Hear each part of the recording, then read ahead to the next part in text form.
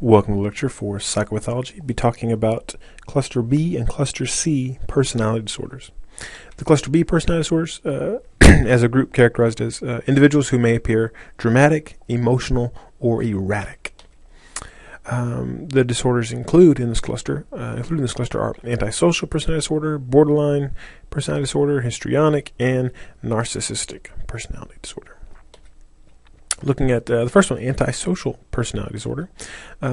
Key feature is a pervasive pattern, right? So it's not just one thing, it's a pattern of disregard for and violation of the rights of others, occurring since age 15 years. So there's an age component to this one that is somewhat unique to antisocial personality disorder.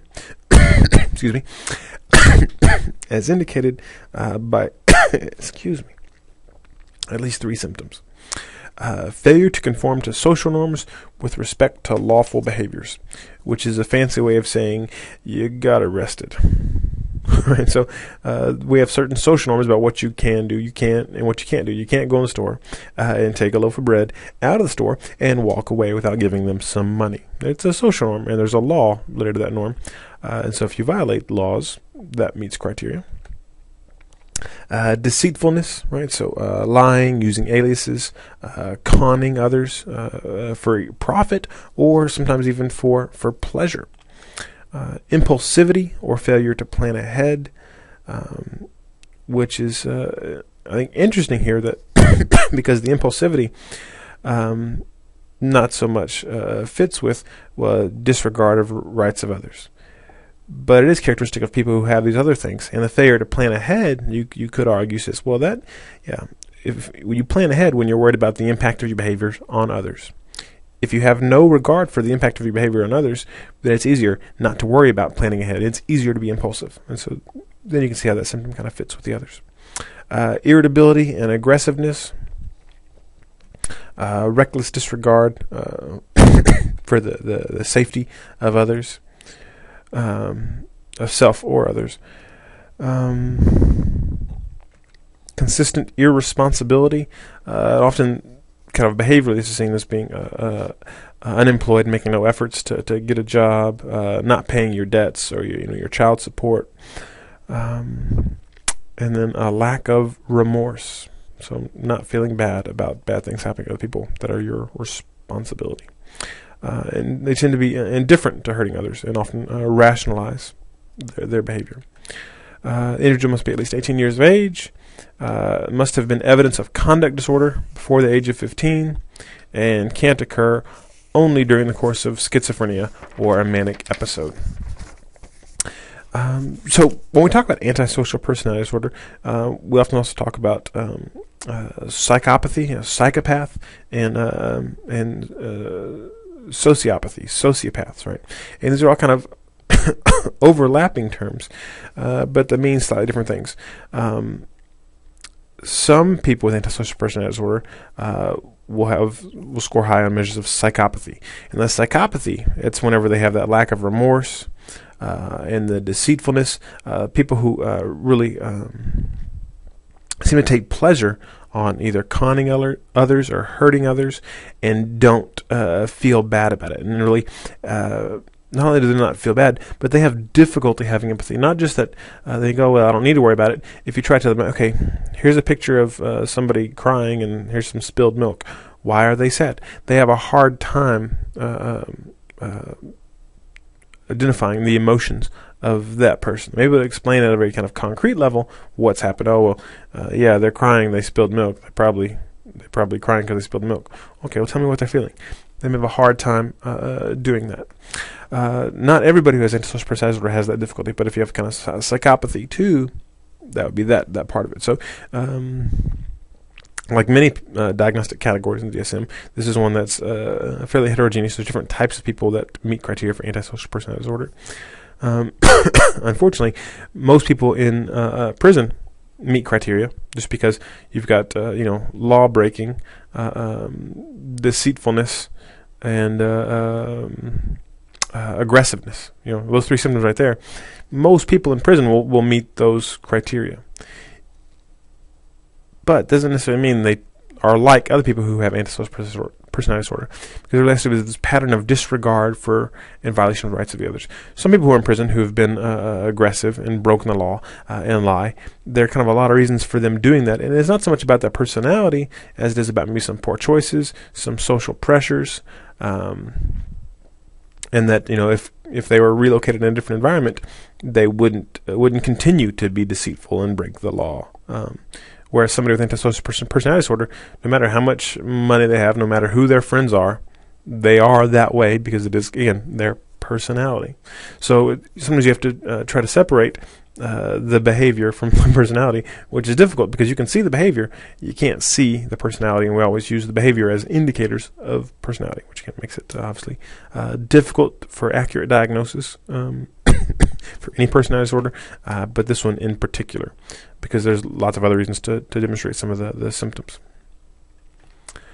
Excuse me. Borderline personality disorder, characterized by a pervasive pattern of instability, and it's really about instability of interpersonal relationships, instability of self-image, and instability of affect, right?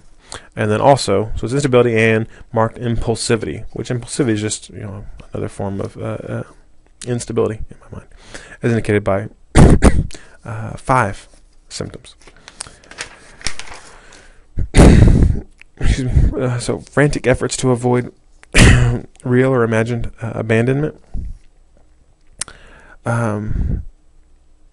which you may think, well, if they're worried about being abandoned, how's that different from somebody with dependent personality disorder? In many ways, there is some overlap, but phenomenologically in the world, it appears different. If you're in a relationship with somebody who's borderline personality disorder, and they think you're going to leave them, they'll do whatever it takes to avoid that, to keep you there. But then once they've got you there, they may again flip and treat you like trash again. And then if the relationship ends, they won't then begin to immediately search for somebody else. Whereas somebody with dependent personality disorder, they'll try to keep you from leaving by being very sweet and nice. But they won't flip once you stay. And then if you do leave, they will immediately go find someone else to take care of them, because they're kind of self-concepts. They can't do things for themselves. A pattern of unstable and intense personal relationships, characterized by alternating periods of idealization and devaluation. All right, so that idealization and devaluation is what I just talked about, like, oh, you're great, no, you suck, and they alternate between those two things. And it's not necessarily in the same conversation or the same day, but over some period of time, they'll go towards kind of idealizing somebody and thinking they're the best ever. Oh, they're the best husband, they're the best wife ever, the best professor ever, and then something will happen. It may be a minor thing, maybe a major thing, and then they'll flip the script and they're worthless. I can't believe they're such a horrible person. I can't believe I was with them and thought they were so great, they're so horrible. And then it may flip back to idealization again. Oh, I was so wrong, they are so great. So there's instability in interpersonal relationships. Identity disturbance, so kind of an unstable self-image or sense of self. Again, so kind of like the idealization, devaluation applied to the self. I'm really great. No, I suck. Or kind of, I don't know who I am and don't know what I want to do with my life, or what to be. Right. But often at the core of that identity disturbance is some real kind of insecure feelings about the self, and not feeling very good about yourself.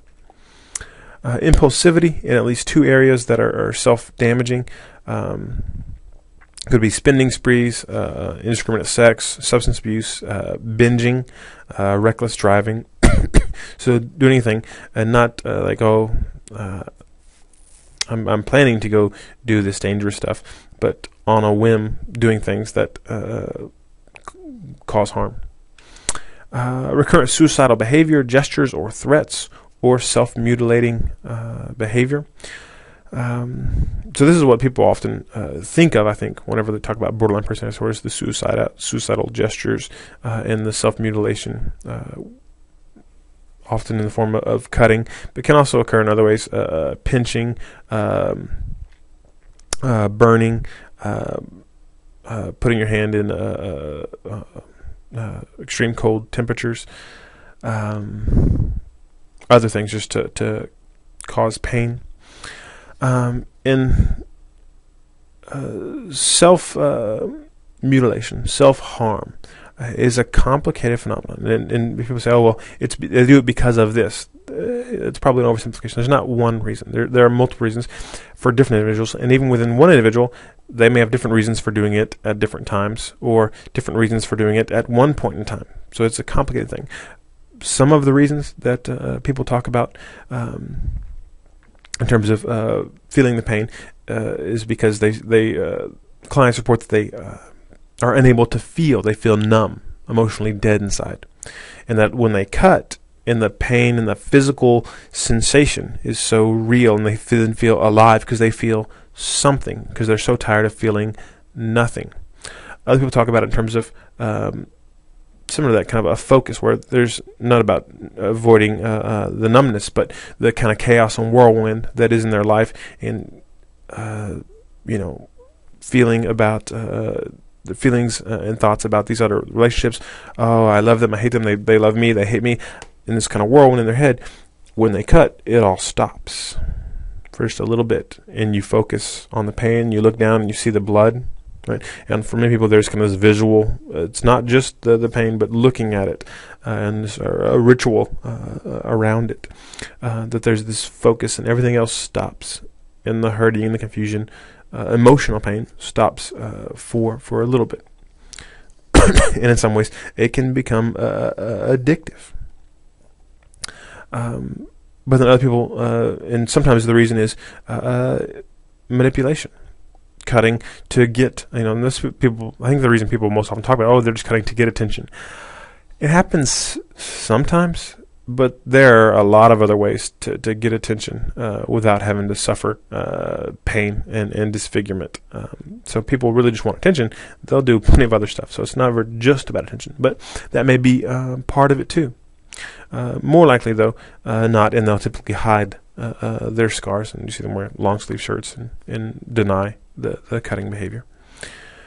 Another symptom, affective instability, which is due to marked reactivity of mood.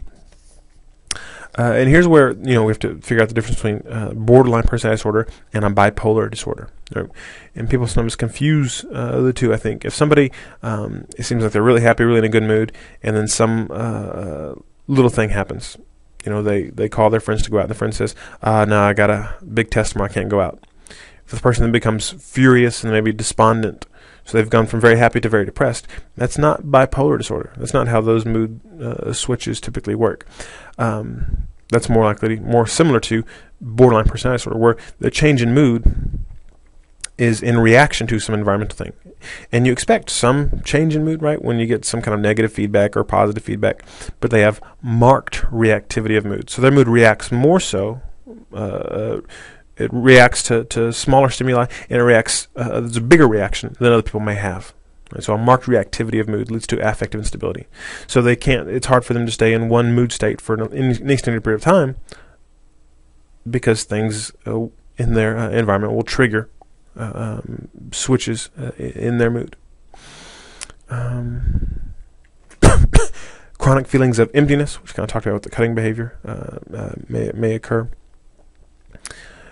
Inappropriate, intense anger or difficulty controlling the anger, so you may alternate between feelings of emptiness and then something happens, and then there's this well of anger that's below the emptiness that surges up, and then it uses up all your energy, and kind of anger kind of burns through you, and then you're left feeling empty again afterward. And you may also have transient stress-related paranoid ideation or severe dissociative symptoms, so depersonalization, derealization, those types of things, where it kind of looks a little bit like the stuff we see with dissociative identity disorder, dissociative amnesia. Excuse me. And again, transient, so it's not all the time, and it's usually stress-related. So in really stressful periods, they may have some of these symptoms that look almost psychotic or dissociative in nature. Excuse me. And some maybe even dissociative amnesia, especially if it's related to any kind of abuse history, which An abuse history is fairly common among individuals diagnosed with borderline personality disorder. And so there's a lot of the ideological theories talk about that, about some sort of negative abusive experience, especially involving incest, where abuse occurs at the hands of a loved one, someone who's trusted, who's expected to, fill this certain role, mother role, father role, and they violate all the rules of that, which can really shake up your world and make it hard to know how to think about yourself and how to think about others, which seems kind of like what's going on with borderline personality disorder in terms of instability of interpersonal relationships, instability of self-image. But a lot of the the symptoms with borderline personality disorder are about relationships and the instability of relationships. But then a big chunk of it too is about affect and about the anger, the emptiness, and then the efforts to avoid abandonment. Those usually accompanied by intense emotions, right? So it really seems to be a lot of dysregulated emotion that characterizes individuals with borderline personality disorder. And when your emotion is dysregulated, that's going to really lead to some problematic interpersonal patterns. Histrionic personality disorder, characterized by a pervasive pattern of excessive emotionality and attention-seeking with 5 symptoms. So uncomfortable in situations in which he or she is not the center of attention, right? So going to a party really wants all eyes on her or him, and uncomfortable if that's not the case. Interaction with others characterized by inappropriate, sexually seductive, or provocative behavior. So it's the kind of person who you don't know well, and they sit down next to you at a party and they put their hand on your thigh. That's, hey, I don't know you, that's not okay. So interactions are seductive, and also probably going to be dressing somewhat seductively and inappropriately. Displays rapidly shifting and shallow expressions of emotions. And it's different from borderline personality disorder, where there's really some intense anger that can come quickly from the emptiness. Right? So that's a rapid shift, but those are deep wells of emotion. With histrionic, it's a more shallow expression of emotion, where they may be at a party, with them at a party, and kind of happy and laughing, and then, oh yes, and I know, and my dog died today, and it was so sad, it was horrible, I'm so depressed. So talking about something maybe sad, and shifting from I'm so happy to I'm so sad, it's sad, it's horrible, but there's no depth to the emotion, at least when it's being expressed. And there could be emotional depth down there, but not as it's being expressed, and that's part of the pathology. Consistently uses physical appearance to draw attention to the self, which kind of goes along with the seduction. An impressionistic style of speech that lacks detail.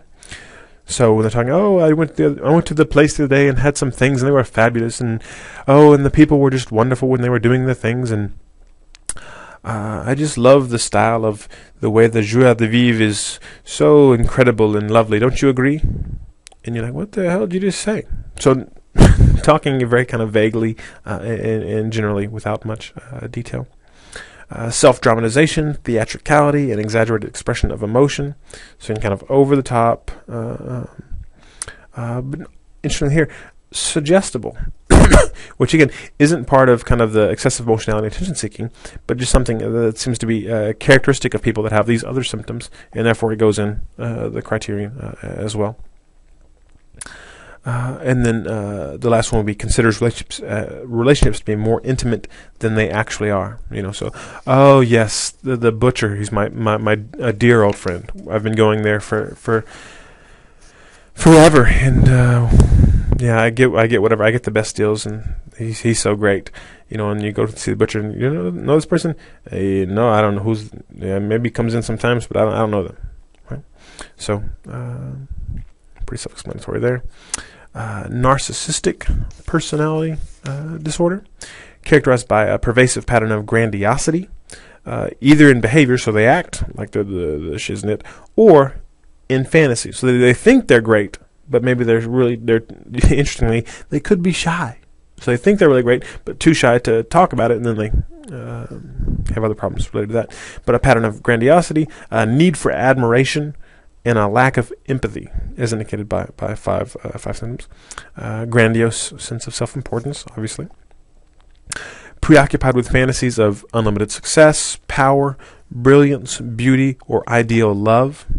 Right? So always thinking about how great they're going to be, or how rich, or how beautiful, or it even could be in their relationships that, we're going to have this kind of a storybook wedding, and it's going to be a love that they'll write about for years, and people will probably dedicate monuments to our love.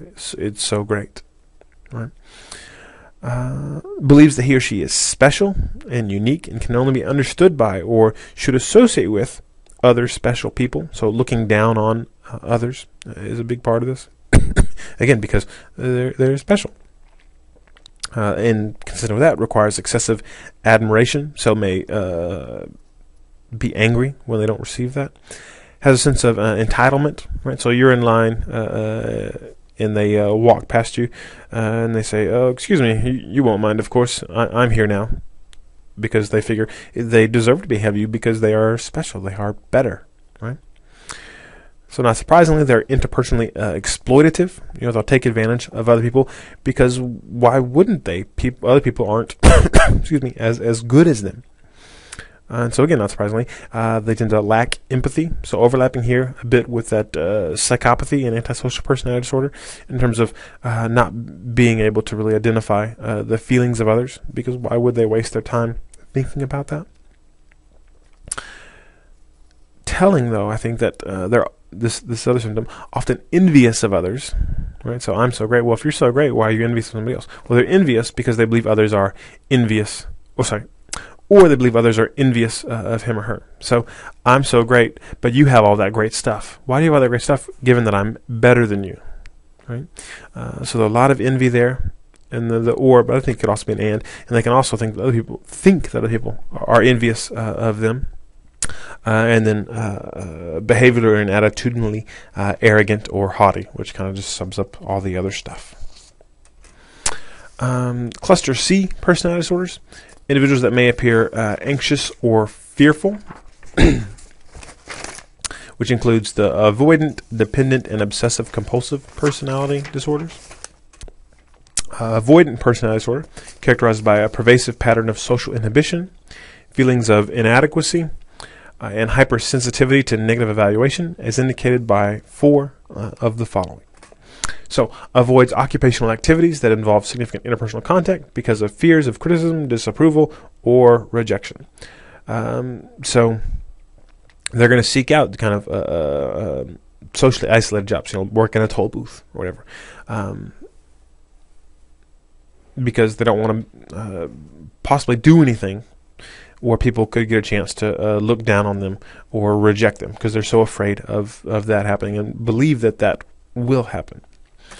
Unwilling to get involved with people unless certain of being liked. Right? So not going to ask somebody out unless they already know that person really, really wants to go out with them. So they have to be very confident. They're not going to. So they on the Facebook, if somebody sends them a friend request, they may say, "Okay, confirm," but they won't ever request somebody else to be their friend. Right? Shows restraint within intimate relationships because of fear of being shamed or ridiculed. So even if they are in a relationship, they aren't going to fully be themselves because they believe, well, if I really show you my real self and tell you my secrets, my fears, my joys, my hopes, you're going to laugh at me and shame me and ridicule me. So they'll be somewhat restrained, constrained in relationships they are in. Preoccupied with being criticized or rejected in social settings, which this symptom overlaps completely with social phobia generalized type. Right?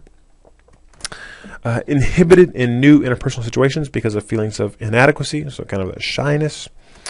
Views self as socially inept, personally unappealing, or inferior to others, so really kind of the opposite of narcissism here. And is unusually reluctant to take personal risks or to engage in any new activities because they may prove embarrassing. Right?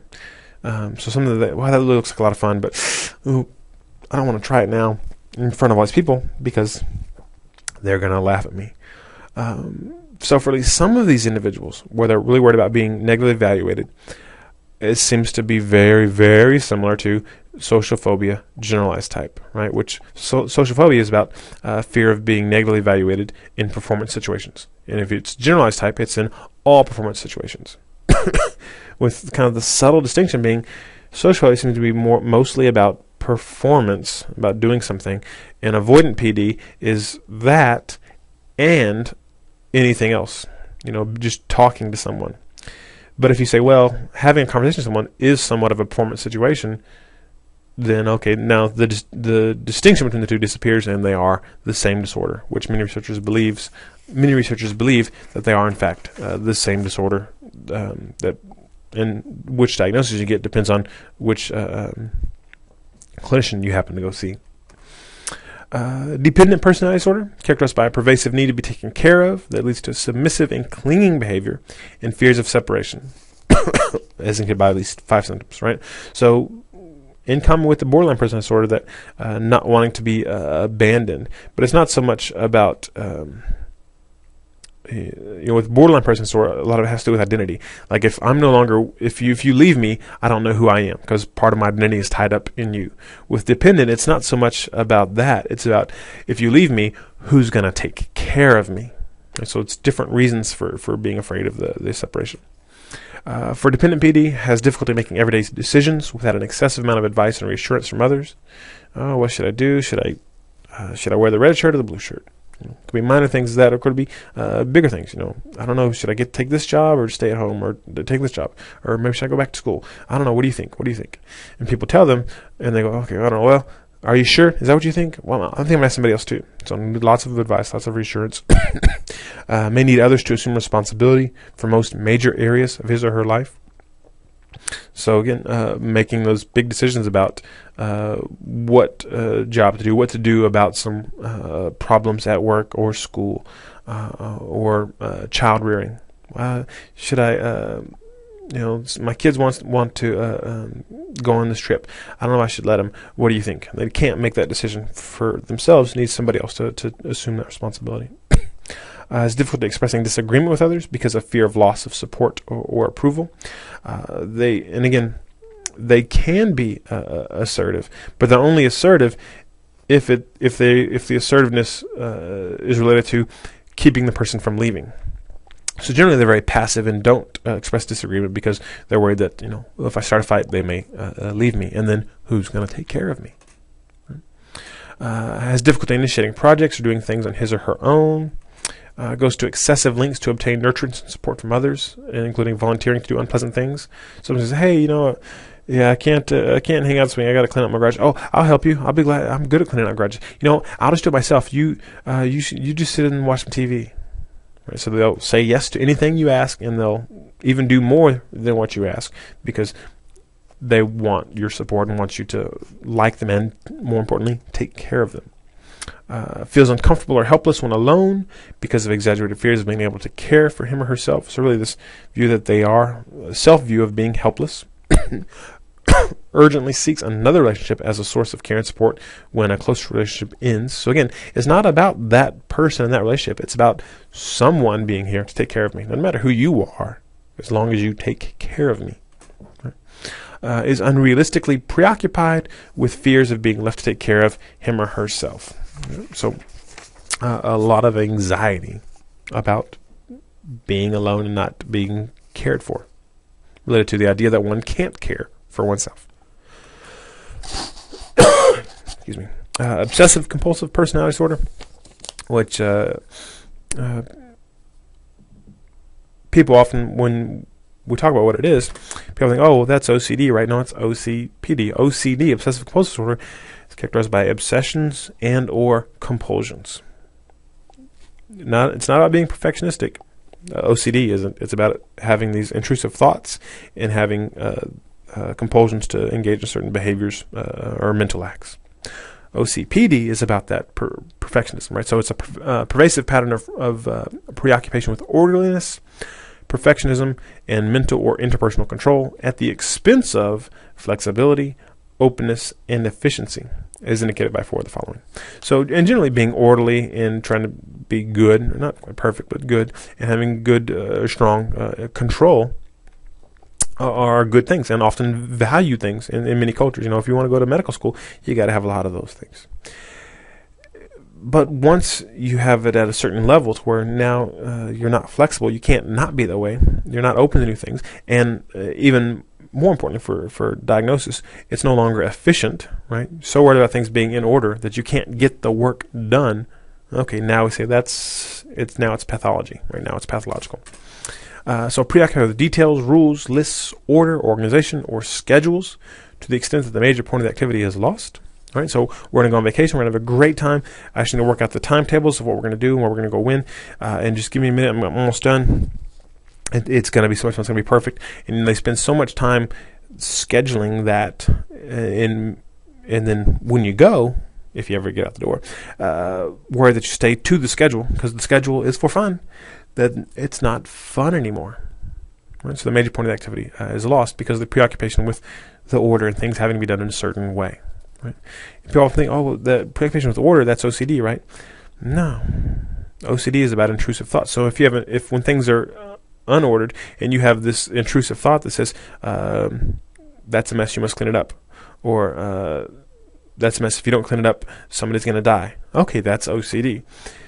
This is just, I really want it to be this way. I like order. Not so much about these thoughts coming into your head that are intrusive. Okay, this is just how you are. You like things to be organized and neat, and they should be that way.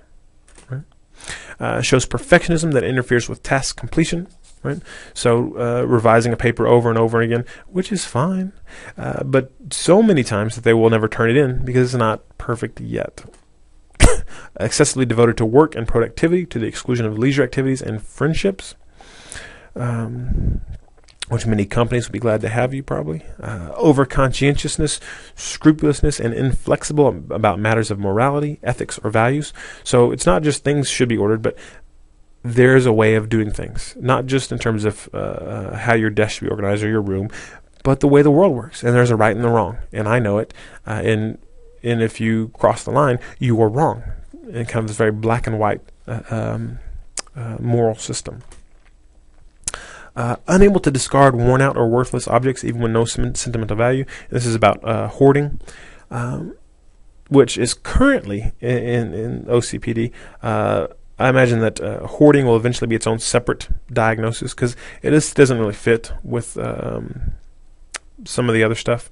People who are very orderly and worried about control, and the people who can't throw things away and they end up having this, if you've watched the show Hoarders, this chaotic pile of stuff. Those are very different people. So for now, that's in here, but it'll probably split off and be its own disorder at some point. For now, hoarding is in here too. Reluctant to delegate tasks to others unless they submit to his or her exact way of doing things, right? Because again, it's about being in control, and I can't trust you to do it unless I know you're going to do it my way. Otherwise, it might end up being wrong, and it needs to be right.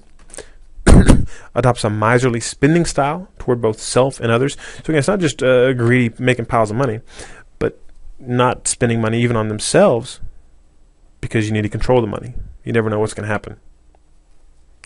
Keep the money close, count it. Shows rigidity and stubbornness, which, rigidity is kind of the defining feature of most personality disorders, but especially for OCPD. It's about things are a certain way, and I know that way, and don't try to convince me otherwise. Right? Okay, but again, it's not the same thing as OCD. It's not intrusive thoughts and compulsions. You could potentially have both, but they are different phenomenon. And hoarding is currently in here, but it seems to be a different phenomenon too, and will eventually be split out as a separate diagnostic category. Okay, that's all for now. Take care.